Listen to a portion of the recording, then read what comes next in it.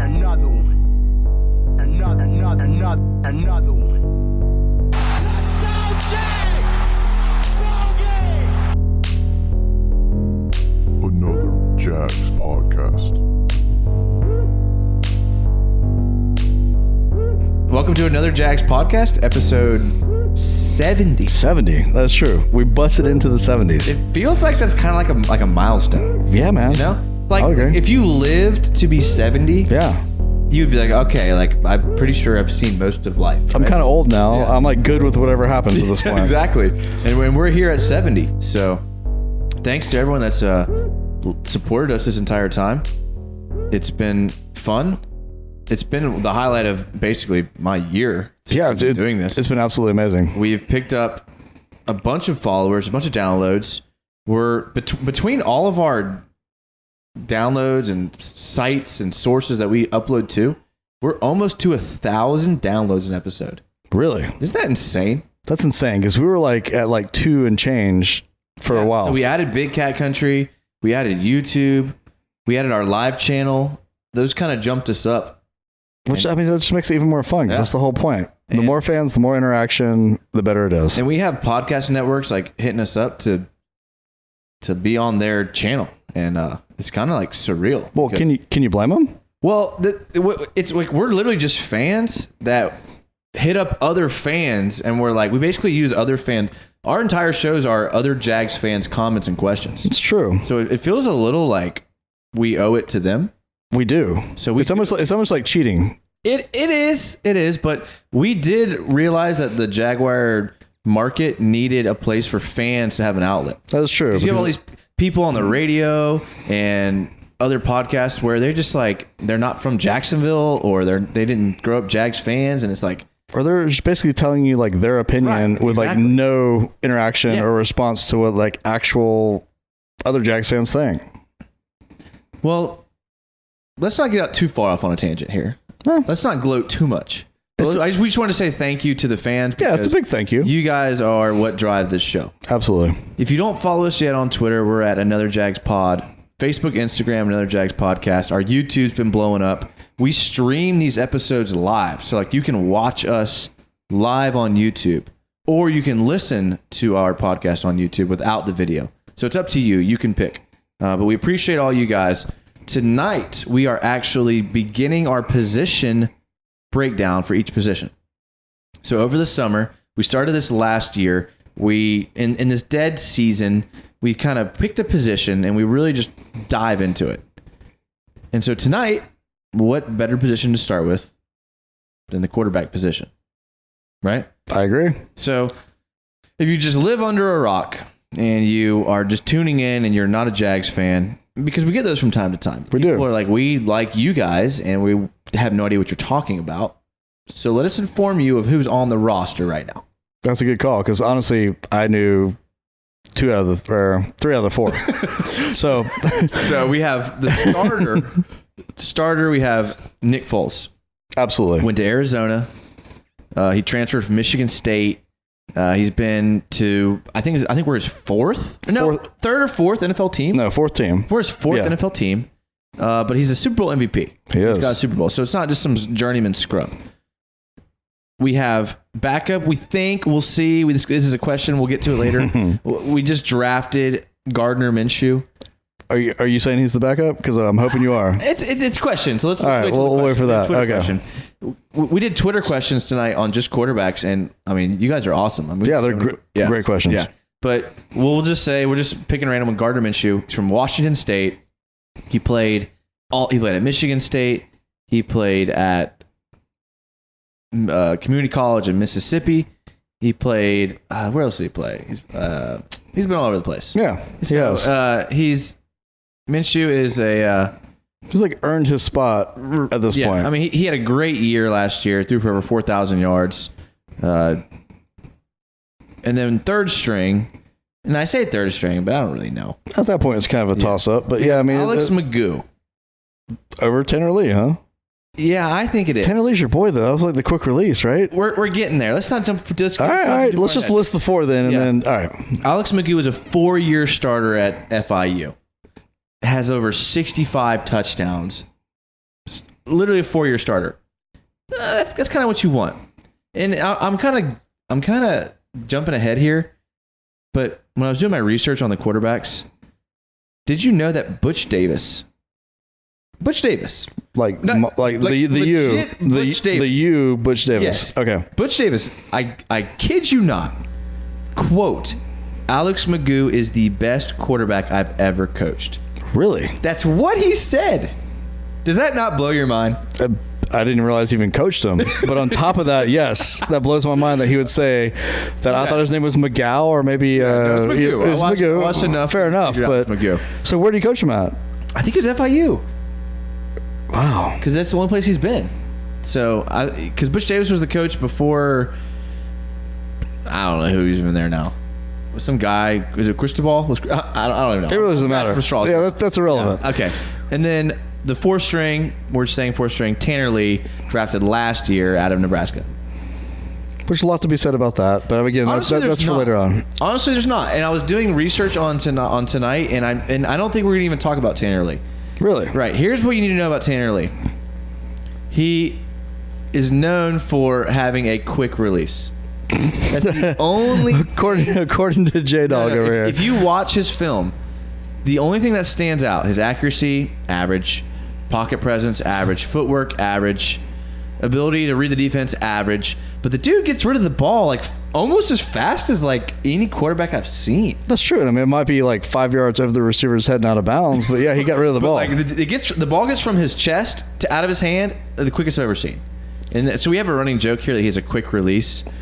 There's no pun intended there. He legit throws the ball really, like he gets it out of his hand quick. Do you think he got thrown into the fire last year and he had to have a quick release even more so than he wanted to because of what he was dealing with, man? I mean, no. I don't think he's a good quarterback. No, don't get me wrong. I think he's bad. Okay. Like Nebraska fans get on forums and they're like, this guy's bad. All right, fair enough. So, all right. So we're going to get to Twitter questions because we had so many good Twitter questions that really addresses everything I wanted to talk about tonight with all these quarterbacks. Which is a lot of times the case, which is awesome. It really is because you guys are awesome. So we're going to start with Nick Foles because Nick Foles is our quarterback. And he is basically how Foles goes, the team will go. 100%. So this first question is from John, and he's at John 100900307. Really, John? I mean, wow. Were all the other Johns before that taken? Like, it's not even John. It's like Jon. It's Jon. All right. Yeah. Come on, John. And he says on a scale from 1 to 10, what is your Foles confidence level and confidence level of the backups? So it'll be two different ratings. Let's just start with you. What's your confidence level of Foles? And I want to hear yours first because mine's going to be not great for the people that want me to be positive. I mean, I'd have to separate my confidence level with Foles as the leader and quarterback he is right now, and my confidence level with him with our receiving core and potentially our line and a new offense, all that stuff. So straight up Foles, I'm 8 out of 10. 8 out of 10. 8 out of 10. Whew. The dude is a Super Bowl MVP. He's proven twice now that he can come in, take over a team, and lead them to almost the promised land and the promise. I mean, yes, 8 out of 10. How can you not say that until he proves otherwise? Okay, so let me just say, we just got a message on Twitter from Trebe Talks, and Trebe has a great YouTube channel at Trebe Talks. Look up Trebe Talks, and he says he's disappointed that we didn't start the show on time tonight. Oh, Trebe. Do you think Trebe's on the West Coast, so he has no problem watching us? He's just kind of trolling. Yeah. Because I posted that we were going to be live tonight at 10:30, and I said it's Joey's fault. I pride myself on being on time, Trebe. I apologize. I really did feel bad about it, but I was at a work function after work, a dinner. I mean, you know, when your boss pulls your boss's boss. Yeah, when your boss and your boss's boss pull you over and they want to have a conversation, you really can't say, "Hey, I got to head out for my side hustle." You know what I mean? Like my side gig can kind of wait. And I think the fans understand. I would hope so. And I think you're the favorite on the podcast, so I think you I don't know. I used to be, but I don't know anymore. Okay. So let me just tell you my confidence level in Foles. I'm an emotional person. I try not to be. I really do. But like everything the Jags do, I get so emotional. I'm just like, I can't help it, man. I'm a diehard, right? When they first signed him to the $88 million contract, I was like, bad call. $88 million. And then I let it digest a little bit, and I was like, you know what? It's not Bortles, and Bortles has been holding us down for so long. And any upgrade from Bortles kind of guarantees with this defense that we will be a playoff team. So then I was like, okay, confidence level 10 out of 10 through the roof.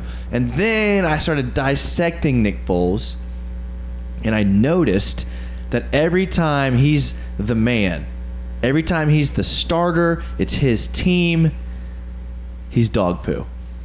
Yeah, but you're looking earlier on in his career. I mean, no, I'm not, man. No, you are. Look, when he has an opportunity to be the man in the past 3 years. That's true, but like he was kind of the man. Like when he would last year with the Eagles. Like, okay, if Foles would have came out last season, the first two, I think it was 2 games, and he just like lit it up. Carson Wentz. I mean, he might not have gotten the job back. Yeah, but that team was falling apart. They were a disaster. Falling apart. They made it to the second round of the. Only because he came back in and rejuvenated them, man. They were not doing well with Wentz. All right, so he comes in. Foles comes in and he fills in for Michael Vick. Or Michael Vick gets hurt in 2013. He comes in and he plays great. Then it's his team in 2014.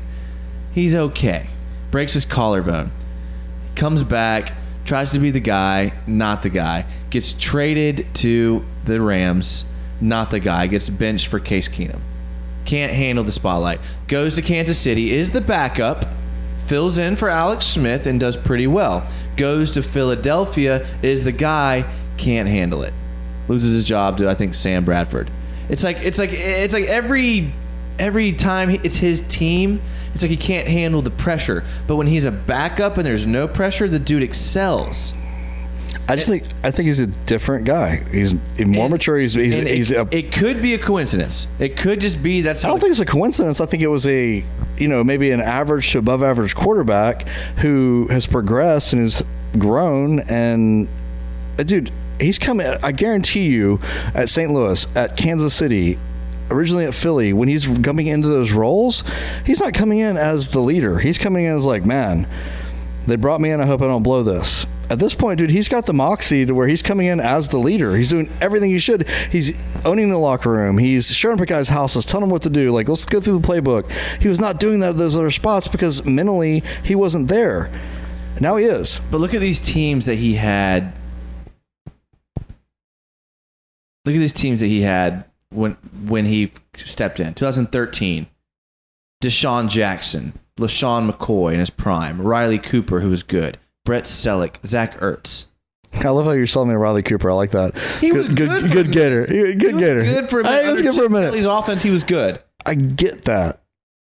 Okay, 2017, when he was Super Bowl MVP. Alshon Jeffrey, Zach Ertz, LeGarrette Blount, Jay Ajayi, Jordan Matthews. Okay, so we're not talking about him again. Now we're talking about his supporting cast, which I said from the get-go was a concern. But look at who he had when he was in St. Louis. Kenny Britt was his best player.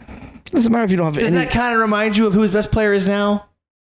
Like that's what I'm saying. Whoa! We signed Britt. I mean, Kenny Britt, D.D. Westbrook. Like we want D.D. to be better. I know. That's the concern, though. It's not the quarterback concern. That's what we're talking about. Is quarterback. That's what I'm saying. We can talk about all we want with wide receivers. To say my confidence level is probably at a 6 out of 10. 6? Yeah. And I'm rooting for him, and I want him to be good. But if I'm being honest, my confidence is at a 6. Man, we went out, and the Jags did exactly what we've asked them to do. They went out and got the best quarterback possible. They didn't try to say, hey, we're going to get a rookie, waste our defense, tank for the next season or two possibly, and go long. They went and got the best guy possible. Again, Super Bowl MVP. But I think that's the wrong way to look at it. Really? Yeah, because you got Foles for $88 million, and I think the money's irrelevant. Honestly, no, it's not. It is for this season. Because I think the bigger question is could you have gotten Teddy? And who knows if you could have gotten Teddy Bridgewater? You may not have been able to get Teddy Bridgewater from the Saints. But thank God. But could you have gotten Teddy Bridgewater? Could you have gotten Tyrod Taylor? And then could you have brought in a guy like Golden Tate? And could you have brought in a backup running back that is legit and could push Leonard Fournette for the spot? And could you have brought in a tight end that could, that makes a difference? So you'd be good going into the season with Teddy Bridgewater and is Foles with no support as good as Bridgewater with a bunch of support? That's the only question that I think you could ask yourself. And that's why my confidence level is where it is. and I want Foles to be good, but that's an interesting question to ask yourself. The wide receiving free agency class sucked. You could have gotten maybe Golden Tate. Okay, so he's been on like Even 4 if you teams in would've 6 gotten, seasons. Honestly, if you would have gotten a guy like Adam Humphries, like the Titans got, My point is, he's not good, but he's better than Rashad Green, and he's probably better than Keelan Cole. okay, but the free agency class was not good. Wide receiver or running back. The draft class was not good in either. So, I mean, they went and got the best guy possible based on, I assume that. I mean, if we got a somewhat below average quarterback, maybe average, and then got some free agency guys that were average to whatever, and then drafted some rookies, dude, we would suck next year or this year. Now, yeah, 2-3 years from now, might have been a better call. But for next season, Foles is definitely the guy. Again, 8 out of 10. All right, well, Trebe says, playing devil's advocate again. Are you, Jason? I'm not playing devil's advocate, Trebe. I'm telling you, this is how I feel. Jason actually believes this. This is how I feel. Especially with the quarterback position, because he's a homer for that. Yeah, and then he says he's going to do just fine, in my opinion. All Jags fans talked about for years was how all we need is a game manager, and we'll go to the Super Bowl. We get a guy like Nick Foles, the Super Bowl MVP, and everyone is big mad. It's not the fact that we got Nick Foles. It's the fact that we really broke the bank for him. We broke the bank for a guy that's yet to prove that he can lead a team on his own. That's the only issue I have. And I am rooting for him, and I want him to be good, but I do have some caution on how much I have confidence in him. Well, of course there's some caution, man. I mean, but at $88 million, man, that's nothing for a quarterback these days. That's literally one of the highest multi-year free agent quarterbacks ever signed. $10 million against the cap this year. The only ones that are close to that are Peyton Manning and Brock Osweiler, and one turned out okay, and one turned out as a disaster. So, I mean, I don't know what to say. Let's move on to the next question. This next question is from Chris Ozqui, and he gave us a phonetic pronunciation of his name because I butchered it last week. That's pretty impressive. I apologize, and thank you for the phonetic. We love that you listen, and your questions are always spot on. His question is, thoughts on Nick Foles' required statistics to win the AFC South? He mentions 4,000 yards, 25 touchdowns, 10 interceptions. So what is Nick Foles? What do you think his required stats are to win the AFC South? I mean, that's a great question, but a tough one, because with him, I don't necessarily think it's going to be his stats that are going to blow it up. I think it's more his mistakes that are going to blow it up. So I think if he has less than 10 interceptions, we've got a good shot at winning the AFC South, regardless of anything else. If there's not bad turnovers, our defense puts us in good field position. I mean, his stats will be way better than that from a touchdown and interception standpoint. Maybe it's not the total yards is what I'm thinking of. I mean, 4,000 yards, I mean, that's kind of meaningless. I mean, Stafford gets that every year. Yeah, I mean, again, yeah, most quarterbacks do in the offenses that are run today. So, I mean, I think maybe like a 38, 30 touchdowns to 8 interceptions. Yeah. That's pretty lofty.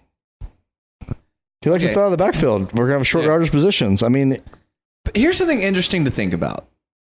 And I'm glad I did my research because this stat, it was perfect for this question. No, good stuff. In 2014, he had a 13 touchdown to 10 interception ratio through 8 games. What do you think his record was for the Eagles then? 6-2. That's exactly what it was. Wow, didn't even know that stat. So would you take a 6? Yes, absolutely, and that's why overall numbers they're so skewed, man. But it's about when you make the bad decisions, right? And again, but would you be nervous if we're 6-2, but Foles has thrown 13 touchdowns and 10 picks? No, because the dude throws the ball.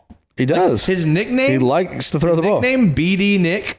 We're a clean podcast, so we can't get into it. BD Nick. He's not scared. It doesn't come from literally his anatomy. It comes from the fact if you go back and watch the game film from the Super Bowl when the Patriots played the Eagles, dude, he'll chuck it. He passed up crossing routes that were wide open to take risks down the field. Now that might have been their game plan because they were we can't do what the Jags did to the Patriots and play conservatively. But the bottom line is that he took chances and he does it over and over again. And sometimes that translates to interceptions. So are Jags fans okay with Foles throwing interceptions? They should be if we're getting wins. Yeah, I agree. I mean, everybody complained last year about the fact that we threw the ball downfield 5 times all season. I mean, I know I'm exaggerating, but that was like the big knock. Like, all the defenses know what we're going to do. We're going to try to run the ball, throw these crossing routes, and they just clamp down on us and we could do nothing. Okay, great. Chuck it downfield, man. Yeah, but fans complained about Bortles when we were in the AFC Championship game. Yeah, because they didn't allow him to do that in the second half. The Pro Football Focus, PFF, I mean, Joey and me disagree on this, and this is not going to help my case at all. But I do just want to bring it up. All right. They have a YouTube channel, and they did this game where they were like, guess the quarterback, and they went down the PFF stats, like positive pass grading under pressure, positive pass grading in a clean pocket, things like that. And from 2014 to current, Bortles and Foles' PFF grades were almost identical. Now, you have to remember, 2013, Foles had a great year under Chip Kelly. But his rookie year, 2012, he didn't. So we kind of call that a wash.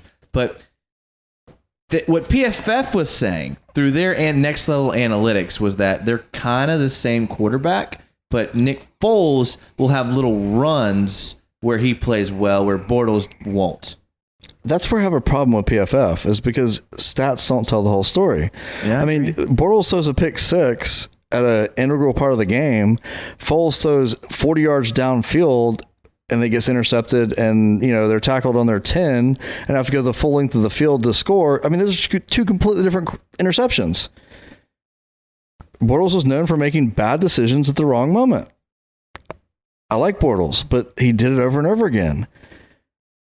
Foles, not so much. I mean, yeah, he might throw some picks, but dude, I think he makes better decisions. I think he throws a better ball.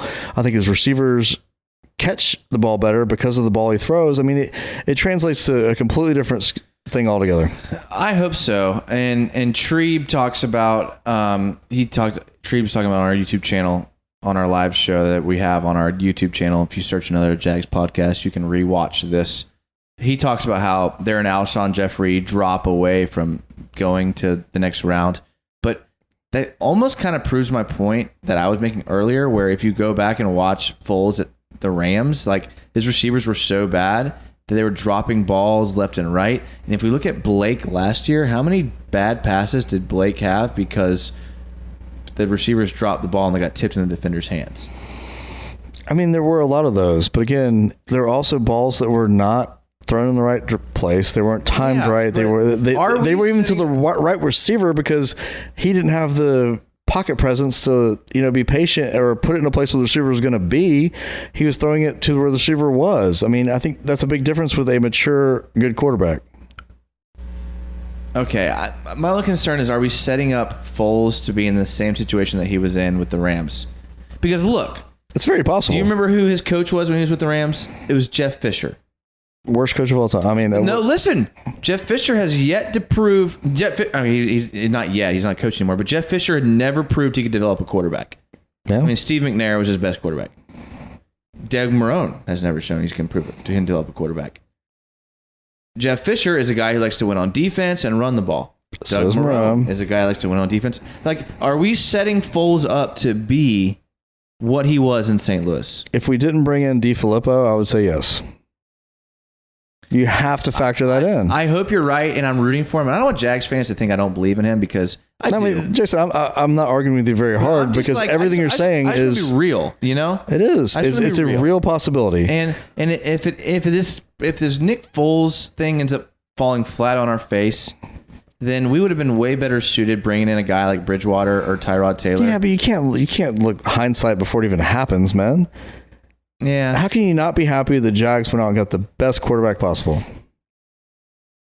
when we already have one of the best defenses possible, and our offensive line is going to be healthy this year, and Fournette takes everything I have to say in my entire being to say that he's going to show up this year.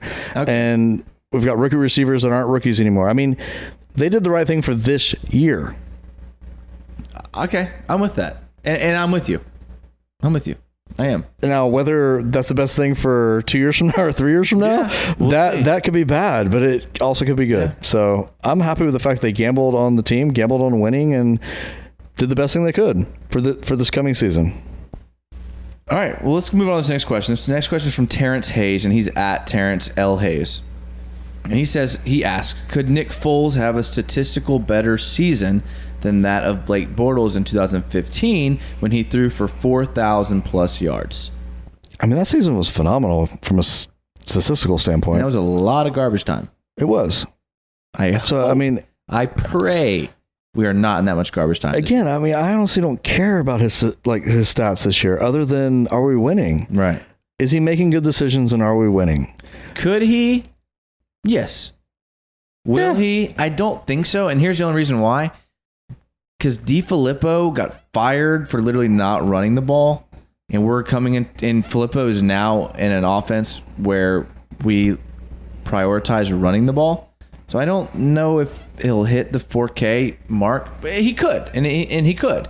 But I don't think he will, just because I think if Fournette is going to be a big part. I mean, DiFilippo even said in his latest interview, press conference, that the offense goes as Fournette goes. Yeah. And that's not something I would ever expect DiFilippo to say. No, and honestly, we don't want Foles to have gaudy numbers like that, because that means we're playing from behind for the most part a lot of the time. Yeah. I mean, again, I don't care about his numbers whatsoever. What I care about is that he's making good decisions at the right time, and the numbers play out how they play out. As long as we're winning, I'm good. All right, it's going to be our last question before we take a break. This question is from Mike Yazigi, and he's at Mike_Yazigi94. And Mike Yazigi sells houses, by the way. Oh, good to know. I'm going to throw him a free plug. Wow, a free plug. And if you're looking to buy a house, hit up at Mike_Yazigi94, and he will take care of you in your home buying. Is he a beaches expert, or is he's an expert on every area. Okay, all right, good to know. So if you live in Jacksonville, I know we have a lot of England listeners and people all over the globe, but if you're in Jacksonville, and I just bought a home, so I'm well aware of the home buying experience, and you want a guy like Mike on your side. Oh, good. Wow. But his question is, are y'all worried about the lack of good depth at quarterback behind Foles? He says, I know Jason loves Minshew, but if Foles gets hurt, I would be very concerned and would think the Jags do not win a game if Foles misses any time. Thoughts? I almost want Foles to get minorly hurt in the second half of one of the first 5 games so we can see Minshew come in, man. Dude. Are you concerned, though, at this point? About who can't you be? I mean, why can't you be? You got, of course you got to be. I mean, everything rides on Foles at this point. But I mean, if he does go down and man-thighs Minshew comes in, I mean, dude, the guy, we can go through all his college statistics, but I love backstories, and I love somebody who wasn't necessarily the guy to begin with. I mean, look at Baker Mayfield. I mean, that guy walked on, transferred, and then won the Heisman. So Minshew's similar in the fact that he's just a winner. He's a baller. He plays his butt off. And dude, the guy's a specimen, man. If you listen to all the reports out of camp, it wasn't about the fact hey, this guy played at a small school or not a great conference or any of that. It was, dude, look at that guy, man. He is put together like a beast. He's only 6'1", though. Still, though, I mean, 6'1" and strong, I'll take that. All right, so let me ask you this question. Ziggy, Mike, to answer your question, yeah, I'm concerned. Well, of course, everybody's concerned. But this is what I ask you, Joey. You're playing pickup flag football, and it's the last pick for your team. You only get 1 pick left. Standing in front of you is Gardner Minshew, Chad Henne, and Cody Kessler. By the eye test? No. What you know. Everything. Oh, everything I know. Who are you picking as the last pick for your flag football team? Man, why you gotta put that on me? Chad Henne. That's messed up, dude. That's a painful question, man. I take Cody Kessler. All right, well. I think I take Cody. But I understand why he got released. His contract wasn't team friendly. I get it. But yeah, I mean, Magoo is a perfect practice squad guy. I mean, the dude can run the read option. He's mobile. He can extend plays. So I understand Minshew can too. Minshew makes the right reads. He's pretty smart. He can, he ran that air raid offense, which made him read defenses and make the right read. But no, I do not feel good. And I know we have some other questions coming up about veteran quarterbacks if you want to add them. So we'll get to there in a second. But anything else you want to add about your confidence level and the backups? I think Minshew is a player's player, which goes a long way, especially if you're the backup coming in for a short period of time. Yes, if we need to rely on somebody like him for 4, 5, 6 games, I mean, we're done. but I do think he can come in and fill in for a game and a half, like spots. I think so. I think he can do that. He's got some fat thighs, that's for sure. Yeah. That's nice. All right, well, we got to take a break. We are obligated because we're on like these bunch of podcast networks now, and they all make us put ads in. The man's holding us down. But the man pays us. Man, we love the man. Hey, don't get me wrong. Cool with it. Any other men, bring us on. Yeah, for sure. So make sure you support these ads. Most of the time, they're other podcasts, so I'm sure they're great. If they're anything like us, they're great. We're going to take a quick break, and we'll be right back. All right, welcome back to another Jags podcast, episode 70. Make sure if you have not yet followed us on Instagram and Facebook at Another Jags Podcast and Twitter, Another Jags Pod. You really should go follow our Twitter if you're a Twitter person, because I've been breaking that. We're doing position by position. Would you say we're doing running back next week? Is that what you said? I think it's going to transition well with our questions. Right. Yeah. So I just post videos all week of breakdowns of the coaches' film of these different breakdowns of our different position groups. So if you're into the X's and O's of football, you want to follow our Twitter, and it'll be worth your time. So do that at Another Jags Pod, and then give us any feedback you want, because we stay all over Twitter as far as questions and comments and things like that. Tree wanted us to say shout out to Idaho. To Idaho. I think that's where he's at. I do like potatoes and French fries. So, I mean, is there anything else in there that anyone? It's got a cool shape. It's like in the middle. State's got a cool shape.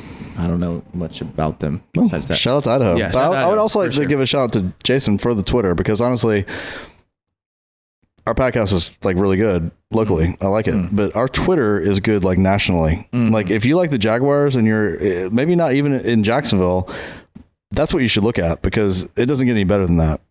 So Jason does a fantastic job, and that's a lot of work and it's a lot of research. I mean, he loves it or he wouldn't do it. Yeah. But yeah, I agree, but I'm biased. Well, you are. Yeah. I'm not. I mean, I'm giving you props. I have nothing to do with that. Yeah. Your Twitter is fantastic. So, I mean, it's good. Check it out. Make sure to follow it. Another Jags Pod on Twitter. So we're going to move right along. We're breaking down quarterbacks this week. We've kind of talked a little bit about Foles and about what he brings to the table, kind of where he's been. But now we're going to kind of transition a little bit to the rest of the roster and who we have as far as quarterback. And then this next question comes from Ryan, and he's at Ryan DTWD. And he says, who do you think will win the backup job? He says, will we reach out of the organization if Minshew doesn't pan out? I mean, it's Minshew. I don't think there's any doubt about it. I mean, I think, a lot of times there's those questions. There's like, are we going to pick up somebody else?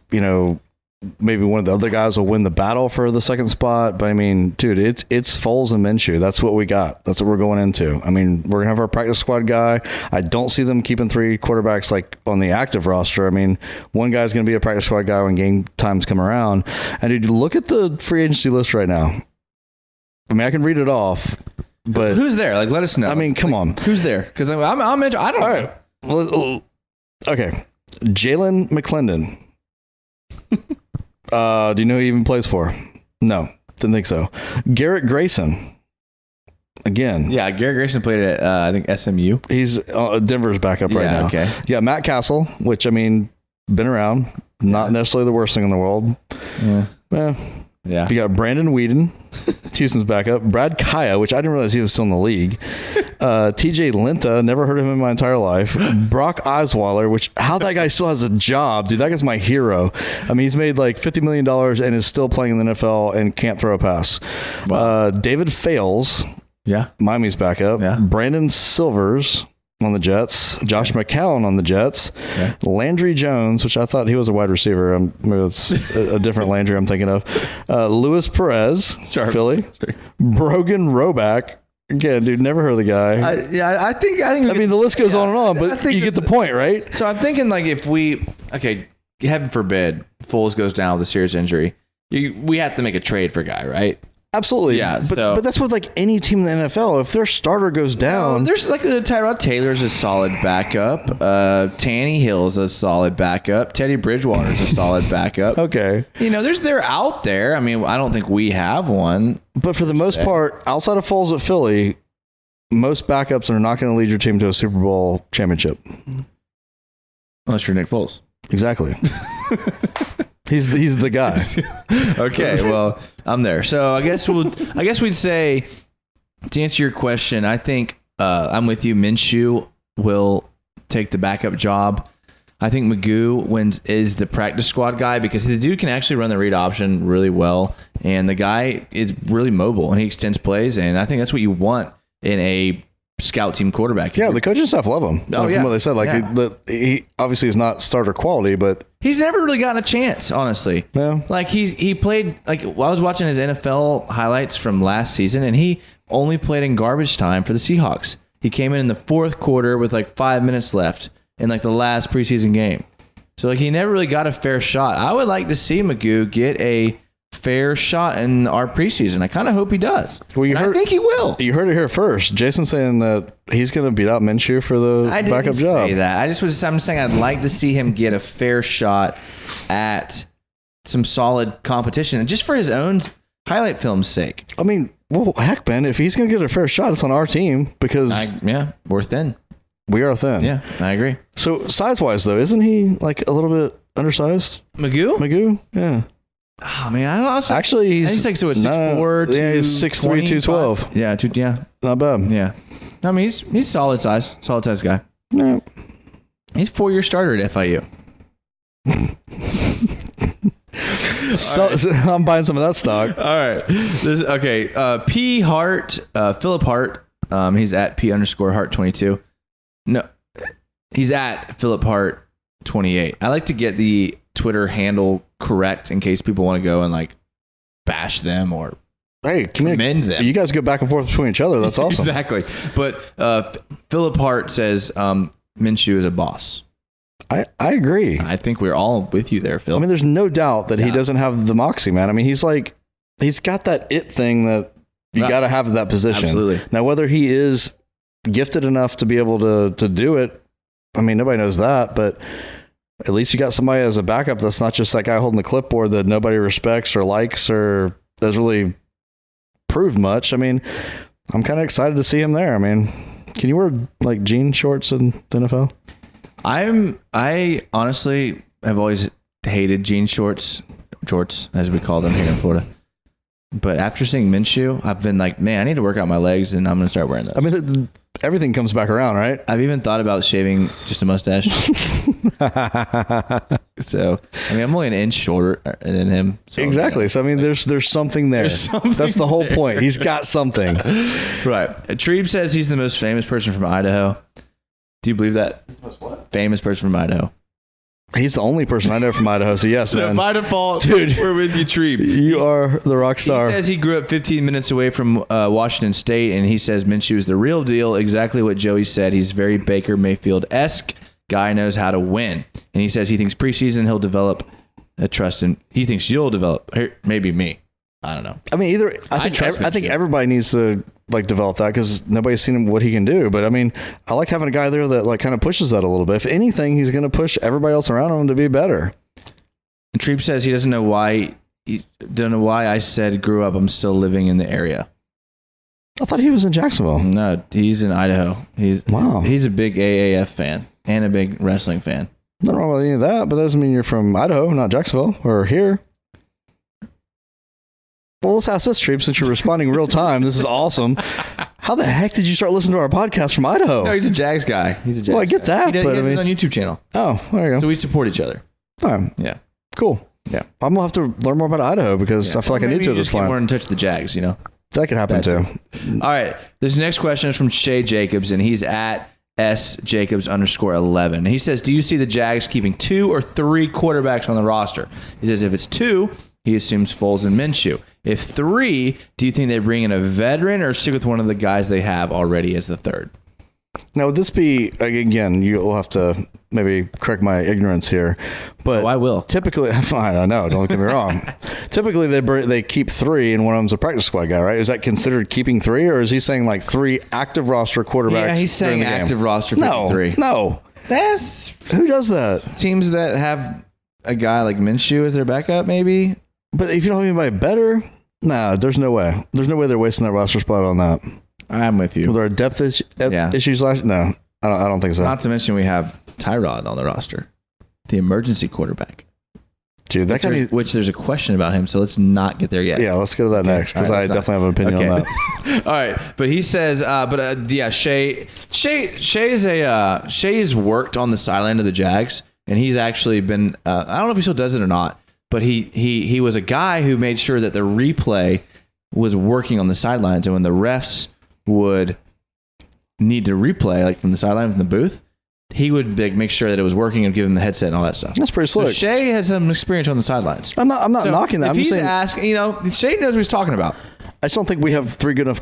There's other roster spots. Point though, if Minshew is your backup, do you have enough faith in him? If it comes to that, yeah. I mean, that game's tanked if he goes down. You don't bring in a third guy when you could have another spot at whatever. We don't have enough good quarterbacks to do that. You're wasting that third spot at that point. But he's asking, do you bring in a veteran? Do you bring in a guy like Matt Castle? Do you bring in a guy that you've read off on that list to come in that doesn't really need to spend the preseason with the team to kind of step in and kind of know the plays?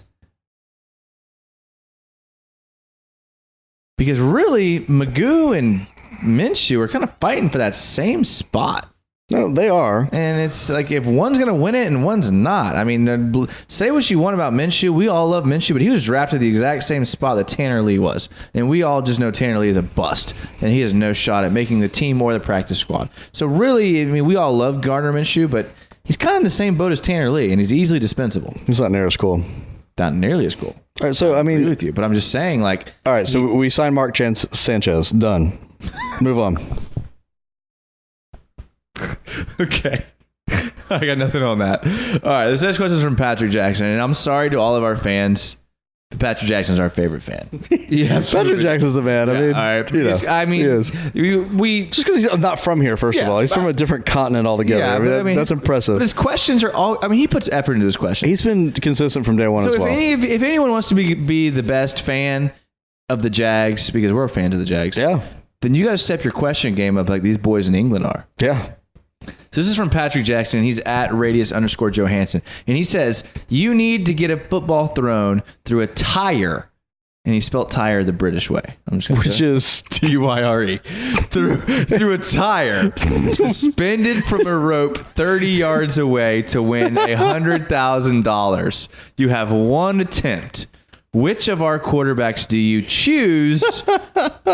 And then which quarterback of all time do you choose? Okay, I heard nothing after spelled the English way, T-Y-R-E.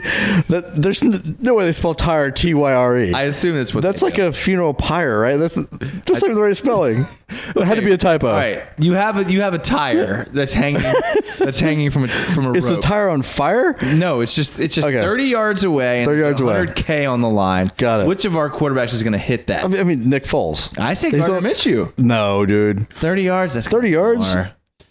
Yeah, that's kind of far. Yeah, Minshew's arm might get like tired. That's true. My boy Noodle Arm Minshew probably can't make it that far. But dang, you're probably right. But okay, if it was at 15 yards, I'd take Minshew. For sure. Okay. 100%. 30, I'm taking Foles. So who all time would you take at that? Well, I want to ask another question before that. Aren't you glad that there's actually a quarterback that could hit that tire 30 yards away for $100,000? That's true. That's a good point. Because if we asked this question last season, there's no one on the roster. Yeah, not like 5 out of 10 times. No, not even 3 out of 10 if you really. So that's a huge improvement there. Yeah, absolutely. So what's the second part of it? I'm sorry. All-time quarterbacks, who hits that pass? Like if you had to put your money on a guy all time, who hits that? Peyton Manning. I say Drew Brees, man. That dude can put the ball on a dime, man. Yeah. Peyton Manning was good, but I mean, you really can't go wrong with either one of those. But what made Peyton Manning special is his ability to like read it. Yeah, that's true. And call an audible pre-snap. No, I mean, don't get me wrong, he had a great arm, but give me a guy for his accuracy, and the first person I think of is Drew Brees. Now, granted, I didn't start watching football seriously until like 1999. Yeah, I mean, obviously we're not. So you could get into Steve Young, Joe Montana, guys like that, and then you could probably be right. But as far as what I've seen, Drew Brees is which I think most of our listeners are looking at the last probably 20 years. I mean, yeah, I say Drew Brees. Yeah, Tom Brady maybe. I'm not going to argue any of those. Yeah. I mean, you can't go wrong with any of those guys. Thank you, Pat. It's a great question, like always. This next question is from Angus Seymour, and he's at Dos Gus. And he says, could you see Terrell Pryor getting some snap some time at quarterback and some trick plays. Did we just sign him to add the Philly special to the playbook? I think TP needs to focus on actually being good at what he does. I mean, I get the whole physical specimen. I get the upside potential, but I mean, at 29, shouldn't he have already hit that upside potential? Shouldn't that should not be the conversation anymore? Whoa. You can do a lot in your life at 29, okay?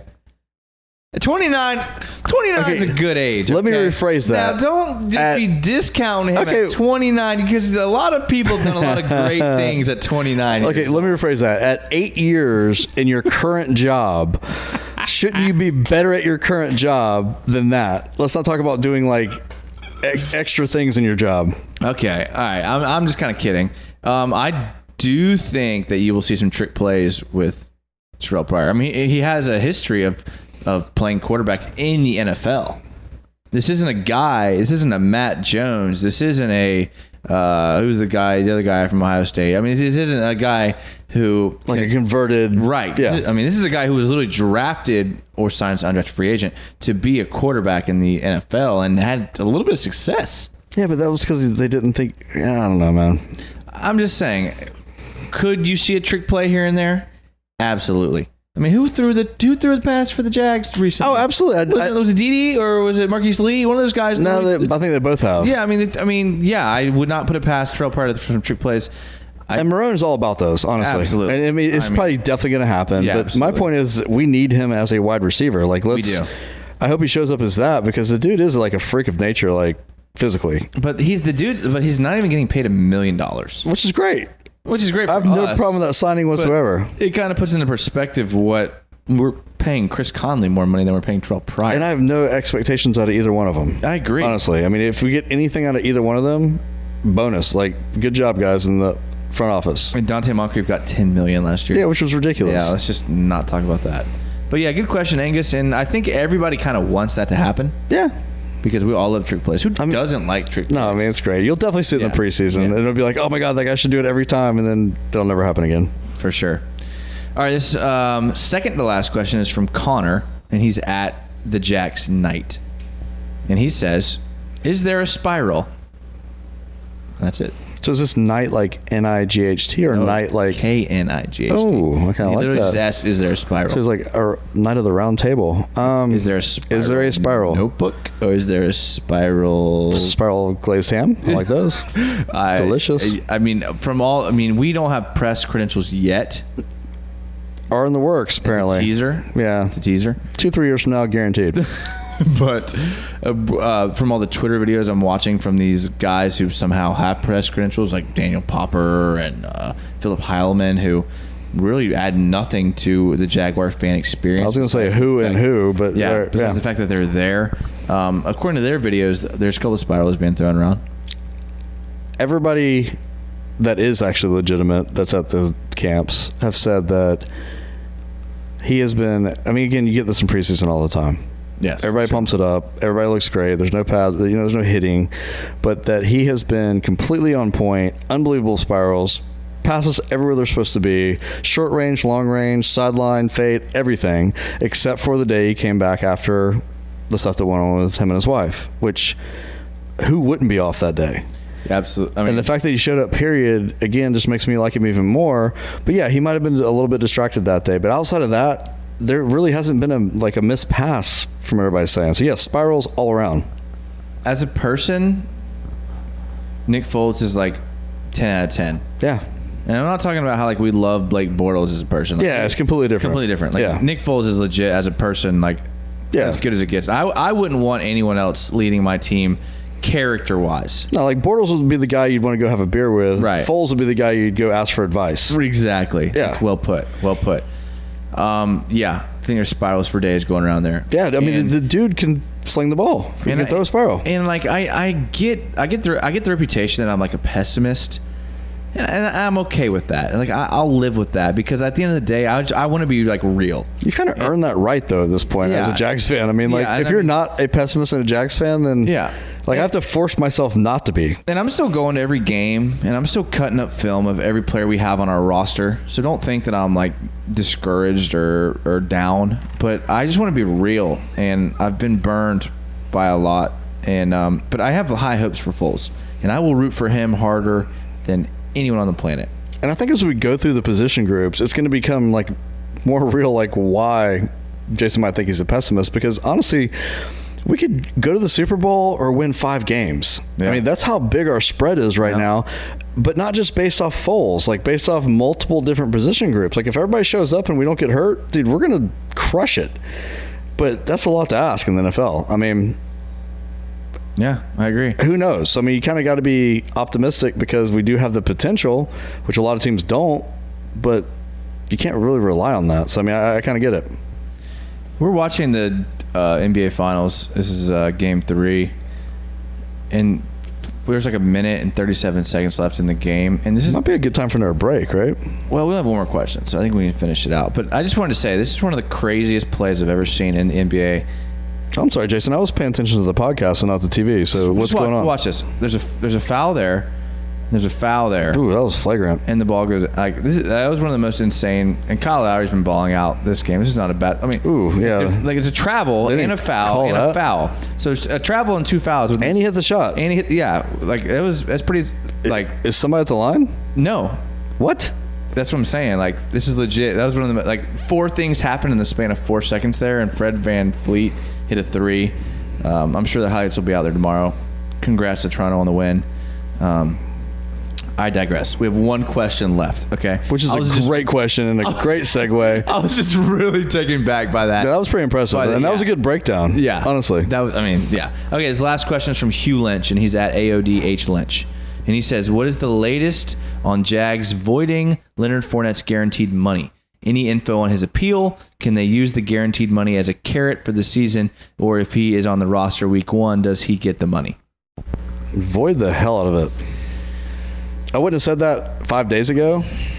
But again, Fournette is So you're saying they won't dangle the carrot and say, if you play well this year... They dangled the carrot and said, do the right thing and you'll get the money back. And he showed up to a couple OTAs and then didn't show up for 4 days. Well, it's voluntary.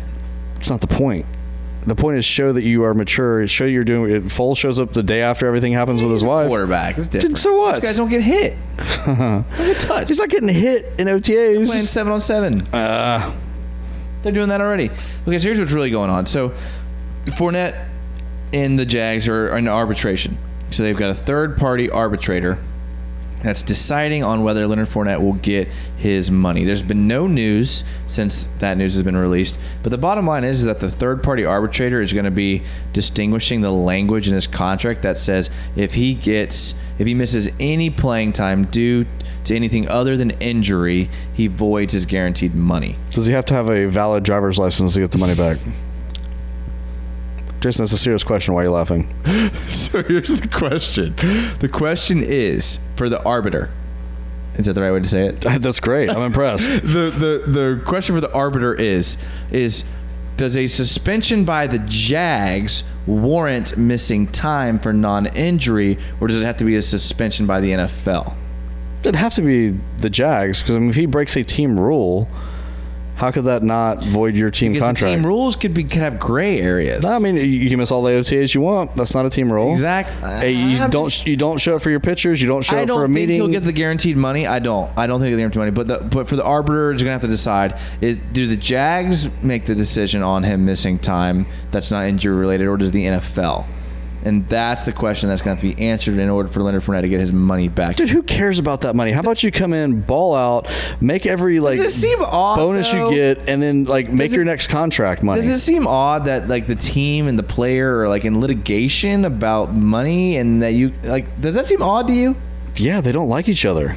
Could you be in that situation with your boss? No. And perform? I wouldn't be there anymore, or I would not have done that. I mean, either I'm going to stop playing football, or I'm not going to sue my team and ball out and go to another team as soon as I possibly can. Isn't that weird? It's That's just a weird It's just a bad mix. And that's because he's a weird dude, man. He's like, he doesn't think like the rest of us. And that's part of his being told he could do whatever he wanted to do his entire life because he's so good at everything. I mean, I don't necessarily think that's his fault, but he's not maturing at the level that we need him to. Treve on YouTube says Dan Marino hits that tire. Oh, good call, man. Yeah. How did we leave out Dan? Because no one likes Dan after that 64. Oh, I love Dan because of that we had on him. No, that's a great call. Well, is there anything else you want to add about the quarterbacks? Yeah, everybody pray that Foles doesn't get hurt. I mean, really, that's the bottom line. I mean, I think after last season, that's our prayers every night when we go to bed.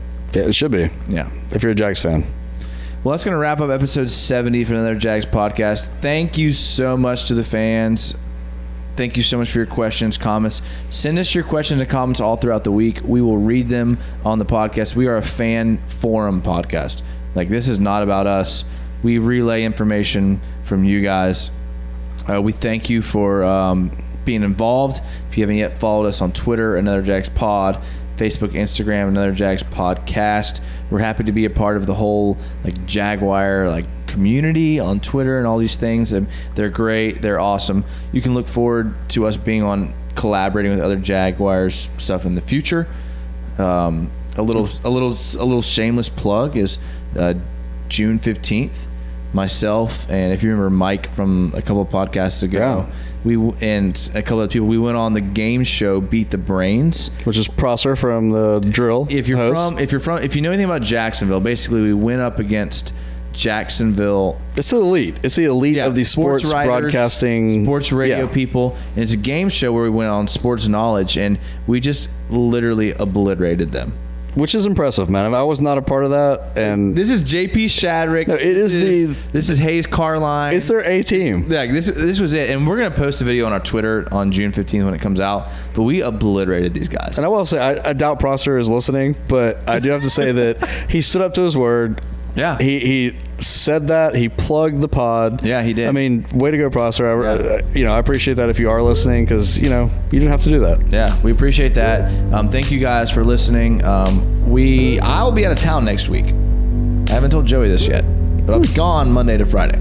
So we'll either record early or record late, or we'll just catch you in 2 weeks. Yeah, we'll figure something out. We'll let you know via Twitter.